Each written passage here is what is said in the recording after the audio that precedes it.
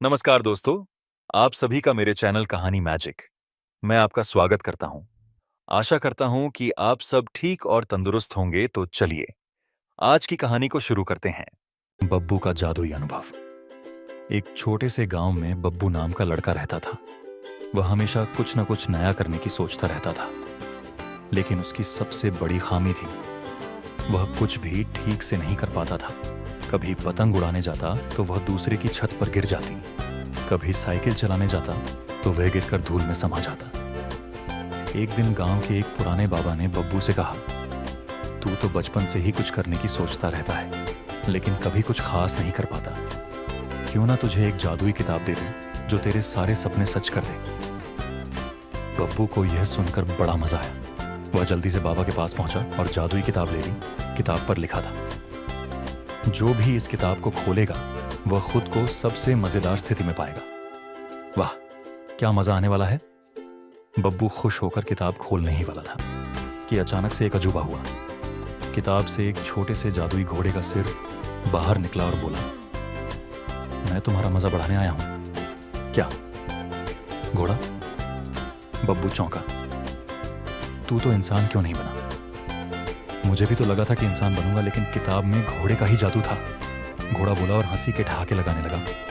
बब्बू ने किताब को फिर से खोला और क्या देखता है, किताब के अंदर से एक चुटकुला निकला। हाँ, आपने सही सुना, एक चुटकुला। वह चुटकुला उड़ते हुए बब्बू के पास आया और बोला, क्या तुम जानते हो बबलू और बब्बू का फर्क क्या है? नहीं, बब्बू ने उत्सुकता से पूछा। बबलू जो भी करे वो बबलू होता है, बब्बू जो भी करे वह बब्बू होता है। घोड़ा फिर से हंसी में फूट पड़ा। बब्बू ने कहा, यार ये तो कुछ भी नहीं था, मुझे तो असली जादू चाहिए।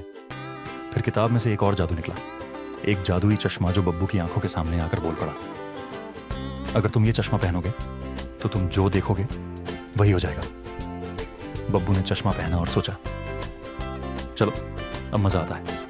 लेकिन जैसे ही उसने चश्मा पहना, उसने देखा कि उसका पेट अचानक से फूल गया और वह एक बड़प्पन से बोलने लगा, मैं बहुत ज्यादा खा रहा हूं, मुझे तो आलू के पराठे ही चाहिए। घोड़ा फिर हंसा, यह तो कमाल का जादू है, अब देखो तुम्हारा पेट क्या क्या बोलता है।